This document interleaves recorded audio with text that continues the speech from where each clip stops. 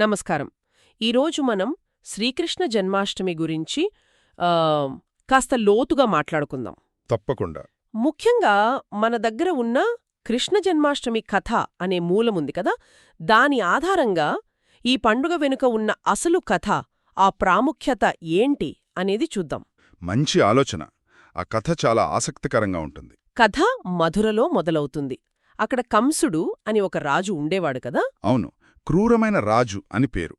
తన చెల్లెలు దేవకీకి పుట్టబోయే 8వ కొడుకు తనని చంపేస్తాడని ఆకాశవాణి అంటే పైనుంచి వినిపించిన దైవవాక్కు ద్వారా తెలిసింది. ఆ అది తెలియగానే భయపడ్డాడు. అంటే అది కేవలం చావు భయం కాదు, అవునా మరి? అది అధికారం పోతుందనే భయం కూడా. ఆ అభద్రతాభావమే అతన్ని మరింత క్రూరంగా మార్చిందనమాట. సొంత చెల్లెల్ని కూడా శత్రువులా చూసేలా చేసిందనమాట. నిజమే, అధికారం అలాంటిది మరి. అవును, ఆ భయంతోనే కదా దేవకీని ఆమె భర్త వాసుదేవుణ్ణి వెంటనే జైల్లో పెట్టేశాడు.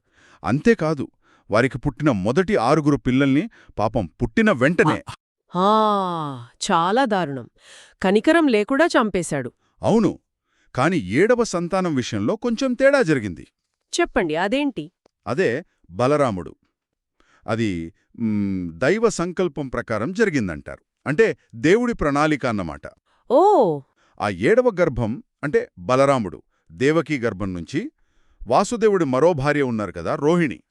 రోహిణీదేవి. అవును, ఆమె గర్భంలోకి సురక్షితంగా మార్చబడింది. ఇదంతా దైవలీల. అద్భుతం. మరిక 8వ సంతానం అంటే శ్రీకృష్ణుడి జననం. ఆ సమయం వచ్చింది. ఒక చీకటి రాత్రి, బయట పెద్ద తుఫాను. ఆ సమయంలో చెరసాలలో దేవకికి కృష్ణుడు జన్మించాడు. విష్ణుమూర్తి అవతారమని నమ్ముతారు కదా. ఖచ్చితంగా. పుట్టిన వెంటనే కొన్ని అద్భుతాలు జరిగాయట. అంటే వాళ్ల సంకెళ్ళు అవే విడిపోయాయట. కాపలా వాళ్లు గాఢనిద్రలోకి జారుకున్నారు. జైలు తలుపులు అవే తెరుచుకున్నాయి.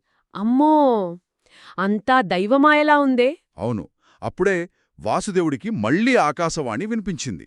ఏం చెప్పింది? ఈ బిడ్డను వెంటనే యమునా దాటించి గోకులంలో నందుడు యశోదల దగ్గర విడిచిపెట్టు. అక్కడ వాళ్లకి ఒక ఆడపిల్ల పుట్టింది.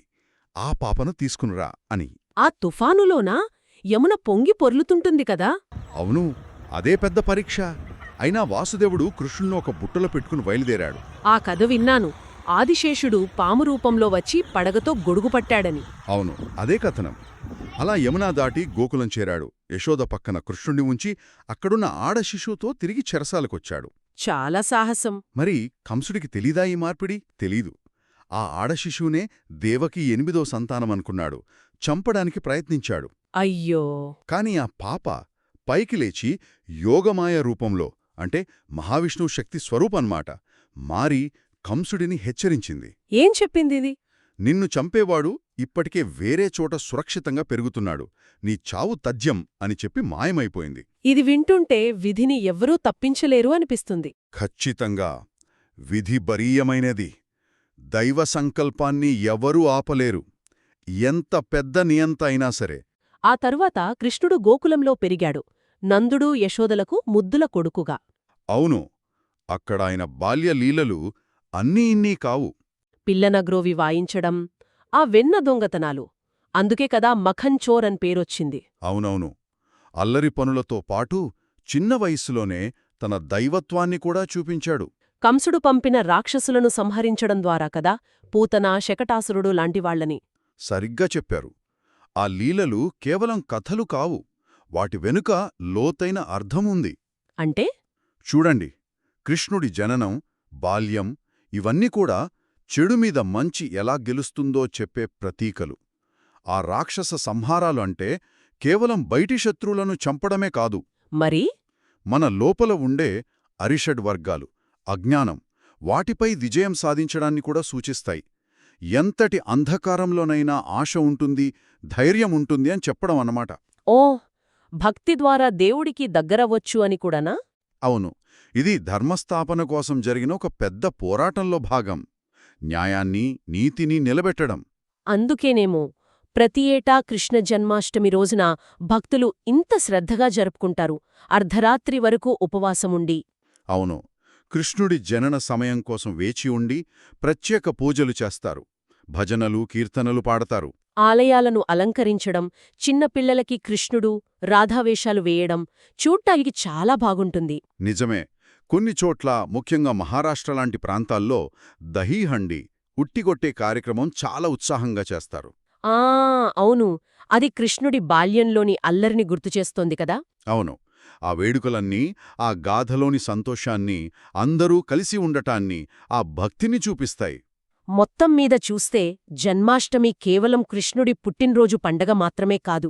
కాదు, అది మన జీవితాల్లో ఆశ, ప్రేమ, ధర్మం వీటి ప్రాముఖ్యతను మళ్లీ గుర్తుచేసే ఒక సందర్భం, ఒక పునరుద్ధరణ పర్వం లాంటిది. అంధకారం నుంచి వెలుగులోకి, అధర్మం నుంచి ధర్మంలోకి. అవును, ఆ ప్రయాణానికిది ప్రతీక. ఈ కథంతా విన్న తర్వాత మన జీవితాల్లో కూడా ఎన్నో కష్టాలు, ప్రతికూల పరిస్థితులు వస్తుంటాయి కదా. సహజం. అటువంటి సమయాల్లో కూడా ఆశను ఎలా బలంగా ఉంచుకోవాలి, ఆ కనిపించని దైవ సంకల్పం మనల్ని ఎలా నడిపిస్తుండవచ్చు అనే ఆలోచనొస్తుంది. నిజమే. బహుశా ఈ జన్మాష్టమి గాథ నుంచి మనం నేర్చుకోవలసిన ముఖ్యమైన పాఠం ఇదేనేమో. చీకటి ఎంత దట్టంగా ఉన్నా ఎక్కడో ఒకచోట వెలుగురేఖ ఖచ్చితంగా ఉద్భవిస్తుంది అన్నమ్మడం. చాలా బాగా చెప్పారు. ఆ నమ్మకమే ముఖ్యం.